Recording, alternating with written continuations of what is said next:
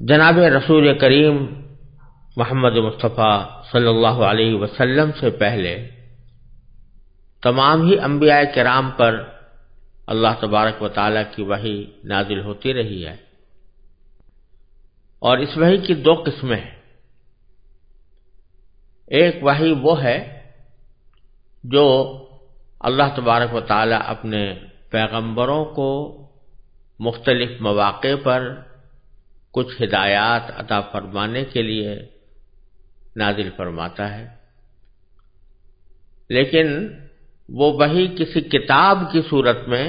محفوظ نہیں ہوتی، بلکہ وہ پیغمبر پر نازل کر دی جاتی ہے اور پھر وہ پیغمبر اس کے مضمون کو اپنی امت تک پہنچاتا ہے۔ اس کو وحی غیر مطلوب بھی کہا جاتا ہے۔ اور ایک وحی وہ ہے کہ جسے اللہ تبارک و تعالیٰ نے باقاعدہ ایک کتاب کی شکل میں نازل فرمایا۔ بعض مرتبہ یہ کتاب اکٹھی کسی نبی کو دے دی گئی، اور بعض مرتبہ تھوڑا تھوڑا کر کے اس کو اتارا گیا۔ حضور نبی کریم سرور دو عالم صلی اللہ علیہ وسلم سے پہلے حضرت موسیٰ علیہ السلام کو جو کتاب دی گئی اس کا نام تورات تھا، وہ اکٹھی دی گئی تھی۔ اور اس کے بعد حضرت داؤد علیہ السلام کو جو کتاب عطا فرمائی گئی اس کا نام زبور تھا، اور ظاہر یہ ہے کہ وہ پوری زبور بھی اکٹھی حضرت داؤد علیہ السلام کو عطا فرمائی گئی تھی۔ پھر حضرت عیسیٰ علیہ السلام کو جو کتاب عطا فرمائی گئی اس کا نام انجیل تھا، اور اس کے بارے میں بھی غالب گمان یہ ہے کہ وہ اکٹھی حضرت عیسیٰ علیہ السلام کو عطا فرمائی گئی تھی۔ لیکن اس سلسلے میں سب سے آخری کتاب اللہ تبارک و تعالیٰ نے حضور خاتم النبیین سرور دو عالم صلی اللہ علیہ وسلم پر نازل فرمائی، اس کا نام قرآن ہے۔ اور یہ اکٹھی نازل کرنے کے بجائے اس میں طریقہ یہ اختیار کیا گیا کہ وہ تھوڑی تھوڑی کر کے اتاری گئی، یعنی حالات اور مواقع کے لحاظ سے اللہ تبارک و تعالیٰ کو جو ہدایات عطا فرمانی تھی وہ ان حالات اور مواقع پر تھوڑی تھوڑی کر کے نازل کی گئی، اور اس طرح قرآن کریم 23 سال میں مکمل ہوا۔ اس کتاب کا نام قرآن رکھا گیا۔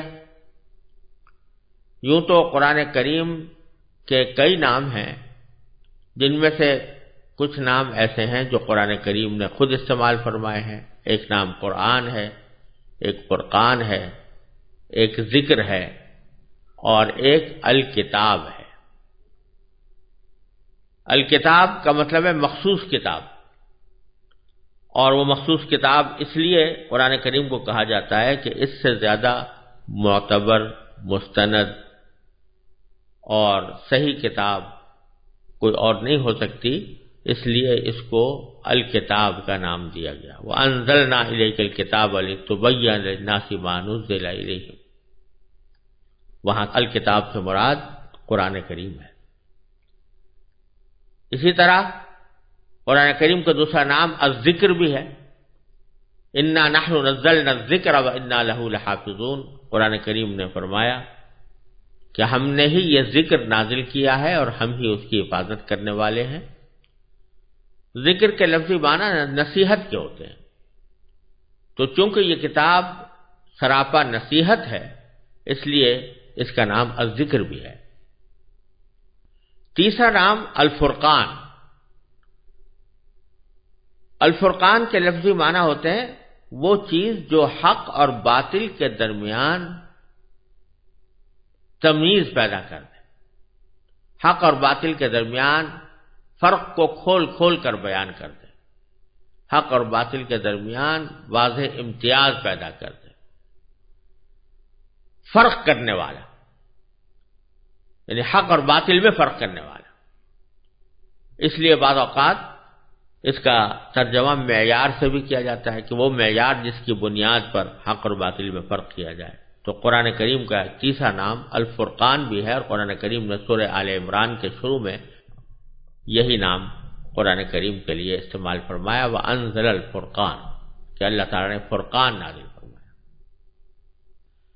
اور تیسرا نام جو زیادہ مشہور و معروف ہے اور ہر شخص اس کو جانتا ہے، وہ القرآن ہے۔ القرآن کے لفظی معنی ہے وہ کتاب جو پڑھی جائے، وہ چیز جو پڑھی جائے، اور یہاں مراد ہے وہ کتاب جو پڑھی جائے، کیونکہ اس کا جیسا کہ آپ آگے دیکھیں گے کہ اس کتاب کا آغاز ہی پڑھنے کے حکم سے ہوا، اقرأ بسم ربک الذی خلق۔ اور یہ ایک حقیقت ہے کہ ساری دنیا میں سب سے زیادہ پڑھی جانے والی کتاب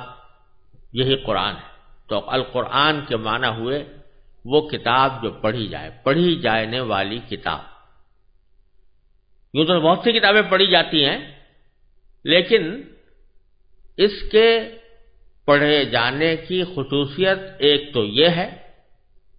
کہ دنیا میں کوئی کتاب اتنی زیادہ نہیں پڑھی جاتی جتنی یہ قرآن پڑھی جاتی ہے۔ اس کا اندازہ آپ کو اس سے ہو سکتا ہے کہ دنیا کے کسی بھی خطے میں کوئی لمحہ ایسا نہیں ہے جس میں کہیں نہ کہیں قرآن کریم پڑھا نہ جا رہا ہو، کیونکہ آپ جانتے ہیں کہ دنیا گول ہے اور ہر لمحے کہیں سورج نکل رہا ہے، کہیں سورج غروب ہو رہا ہے، اور کہیں فجر کا وقت ہے، کہیں اشراق کا وقت ہے، کہیں ظہر کا وقت ہے، کہیں عصر ہے، کہیں مغرب ہے، کہیں عشاء ہے، اور کوئی وقت ایسا نہیں ہے کہ جو زمین کے کسی نہ کسی خطے پر کسی نماز کا وقت نہ ہو،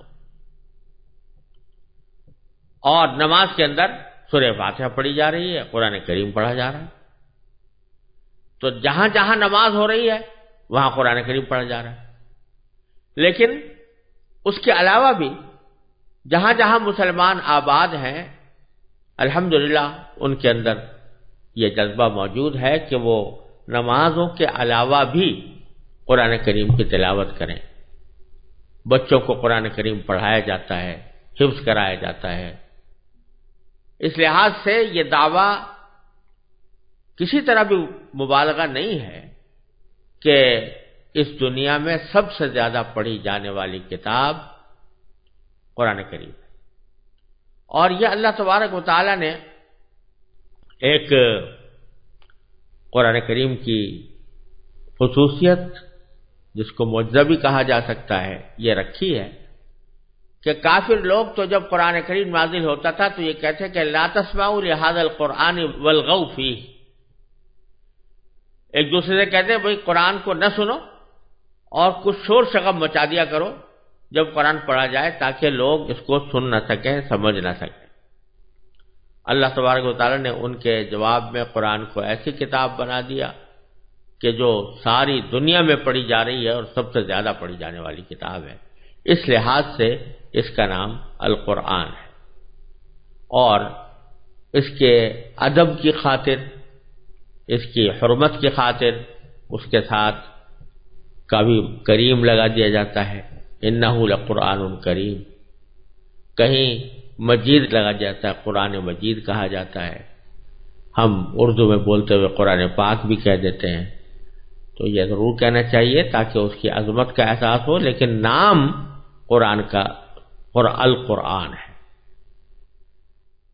یہ قرآن جیسا میں نے پہلے عرض کیا 23 سال کی مدت میں نبی کریم صلی اللہ علیہ وسلم کے اوپر وقتاً فوقتاً نازل ہوا۔ کس طرح نازل ہوا اس کی کچھ تفصیل حضرت عائشہ صدیقہ رضی اللہ تعالی عنہا نے ایک حدیث میں بیان فرمائی ہے، اور اس حدیث میں حضور نبی کریم صلی اللہ علیہ وسلم پر نازل ہونے والی وحی کی مختلف صورتیں بیان فرمائی گئی ہیں، جس میں وہ وحی بھی داخل ہے جو قرآن کا حصہ بنی اور وہ وحی بھی داخل ہے جو قرآن کا حصہ نہیں بنی۔ دونوں کے سلسلے میں حضرت حارث ابن ہشام رضی اللہ تعالی عنہ نے حضرت صلی اللہ علیہ وسلم سے پوچھا کہ آپ پر وحی کس طرح آتی ہے؟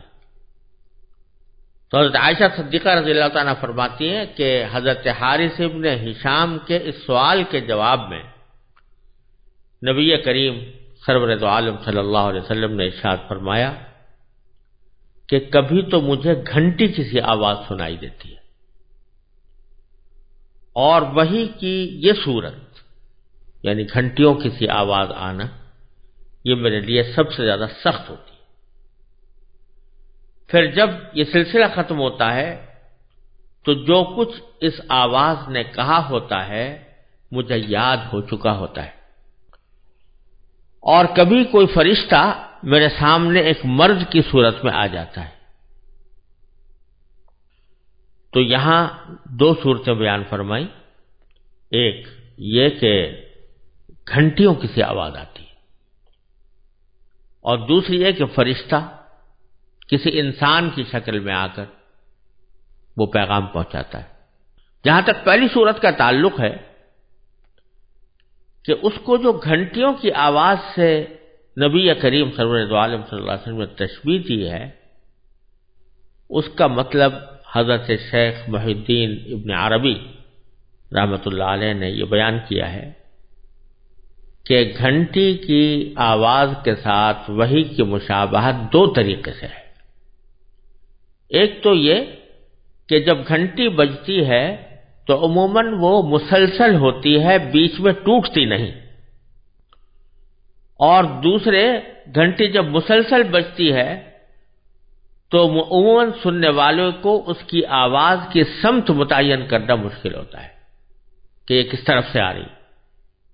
کیونکہ اس کی آواز ہر طرف سے ہر جہت سے آتی ہوئی محسوس ہوتی ہے۔ اور اللہ جل جلالہ کے کلام کی بھی یہ خصوصیت ہے کہ اس کی کوئی ایک سمت نہیں ہوتی، بلکہ وہ ہر جہت سے آواز سنائی دیتی ہے۔ اس کیفیت کا صحیح ادراک تو بغیر مشاہدے کے ممکن نہیں، لیکن اس بات کو عام ذہنوں سے قریب تر کرنے کے لیے نبی کریم سرور دو عالم صلی اللہ علیہ وسلم نے اسے گھنٹیوں کی آواز سے تشبیہ دی ہے۔ جب اس طریقے پر آپ کے اوپر وحی نازل ہوتی تو آپ پر بہت زیادہ بوجھ پڑتا تھا۔ حضرت عائشہ صدیقہ رضی اللہ تعالیٰ عنہ اسی حدیث کے آخر میں فرماتی ہیں کہ میں نے سخت جاڑوں کے دن میں آپ پر وحی نازل ہوتے ہوئے دیکھی ہے۔ ایسی سردی میں بھی جب وحی کا سلسلہ ختم ہوتا تو آپ کی مبارک پیشانی پسینے سے شرابور ہو چکی ہوتی تھی۔ اور ایک روایت میں حضرت عائشہ رضی اللہ تعالیٰ عنہا بیان فرماتی ہیں کہ جب آپ پر وحی نازل ہوتی تو آپ کا سانس رکنے لگتا، چہرہ انور متغیر ہو کر کھجور کی شاخ کی طرح زرد پڑ جاتا، سامنے کے دانت سردی سے کپکپانے لگتے، اور آپ کو اتنا پسینہ آتا کہ اس کے قطرے موتیوں کی طرح ڈھلکتے ہوئے محسوس ہوتے تھے۔ وحی کی اس کیفیت میں بعض اوقات اتنی شدت پیدا ہو جاتی تھی کہ آپ جس جانور پر اس وقت سوار ہوتے وہ آپ کے بوجھ سے دب کر بیٹھ جاتا۔ اور ایک مرتبہ آپ نے اپنا سر مبارک حضرت زید بن ثابت رضی اللہ تعالی عنہ کے زانوں پر رکھا ہوا تھا۔ اسی حالت میں وحی نازل ہونی شروع ہوئی تو حضرت زید کی ران پر اتنا بوجھ پڑا کہ وہ کہتے ہیں مجھے ایسا لگتا تھا کہ ران ٹوٹ جائے گی۔ بعض اوقات اس وحی کی ہلکی ہلکی آواز دوسروں کو بھی محسوس ہوتی تھی۔ حضرت عمر رضی اللہ تعالی عنہ فرماتے ہیں کہ جب آپ پر وحی نازل ہوتی تو آپ کے چہرہ انور کے قریب شہد کی مکھیوں کی بھنبھناہٹ جیسی آواز سنائی دیا کرتی تھی۔ یہ وحی کی پہلی صورت تھی۔ وحی کی دوسری صورت یہ تھی کہ فرشتہ کسی انسانی شکل میں آپ کے پاس آ کر اللہ تعالیٰ کا پیغام پہنچاتا تھا۔ ایسے مواقع پر عموماً حضرت جبرائیل علیہ السلام، ایک مشہور صحابی ہیں حضرت دحیہ کلبی رضی اللہ تعالیٰ عنہ، ان کی صورت میں تشریف لایا کرتے تھے۔ حضرت دحیہ کلبی رضی اللہ تعالیٰ عنہ صحابہ کرام میں اپنے حسن و جمال کے لحاظ سے مشہور تھے۔ حضرت جبریل علیہ السلام انہی کی شکل میں حضور اقدس صلی اللہ علیہ وسلم کی خدمت میں حاضر ہوتے، البتہ بعض اوقات کسی دوسری صورت میں بھی تشریف لائے۔ اور جب حضرت جبریل علیہ السلام انسانی شکل میں آ کر وحی کا پیغام پہنچاتے تو یہ صورت نبی کریم سرور دو عالم صلی اللہ علیہ وسلم کے لیے سب سے آسان ہوتی۔ وحی کی تیسری صورت یہ تھی کہ حضرت جبریل علیہ السلام کسی انسان کی شکل اختیار کیے بغیر اپنی اصل صورت میں دکھائی دیتے تھے، لیکن ایسا آپ کے تمام عمر میں صرف 3 مرتبہ ہوا ہے۔ ایک مرتبہ اس وقت جب آپ نے خود حضرت جبریل علیہ السلام کو ان کی اصل شکل میں دیکھنے کی خواہش ظاہر فرمائی تھی، اور دوسری مرتبہ معراج میں، اور تیسری مرتبہ نبوت کے بالکل ابتدائی زمانے میں مکہ مکرمہ کے مقام اجیاد پر حضرت جبریل علیہ السلام کو آپ نے اپنی اصلی صورت میں دیکھا۔ پہلے 2 واقعات تو صحیح سند سے ثابت ہیں، البتہ یہ آخری واقعہ سنداً کمزور ہونے کی وجہ سے مشکوک ہے، جیسا کہ حافظ ابن حجر رحمۃ اللہ علیہ نے بخاری شریف کی شرح میں یہ بات ارشاد فرمائی۔ وحی کی چوتھی صورت براہ راست اور بلا واسطہ اللہ تبارک و تعالی سے ہم کلامی کی بھی ہوتی ہے۔ یہ شرف حضور اقدس صلی اللہ علیہ وسلم کو بیداری کی حالت میں صرف ایک بار یعنی معراج کے وقت حاصل ہوا، البتہ ایک مرتبہ خواب میں بھی آپ اللہ تعالی سے ہم کلام ہوئے، جیسا کہ علامہ جلال الدین سیوطی نے الاتقان میں اس کی وضاحت فرمائی ہے۔ وحی کی 5ویں صورت یہ تھی کہ حضرت جبریل علیہ السلام کسی بھی صورت میں سامنے آئے بغیر، یعنی نہ تو انسان کی صورت میں آتے تھے نہ اپنی اصل صورت میں، اس کے بغیر آپ کے دل مبارک میں کوئی بات ڈالتے تھے، جس کو القاء بھی کہا جاتا ہے، اور عربی میں اصطلاحاً اس کو نفس بالروع سے تعبیر کیا جاتا ہے۔ تو یہ بعض اوقات وحی نبی کریم صلی اللہ علیہ وسلم کے قلب مبارک پر اس طرح بھی نازل کی جاتی تھی کہ براہ راست قلب کے اوپر، دل کے اوپر کوئی بات ڈال دی گئی، اور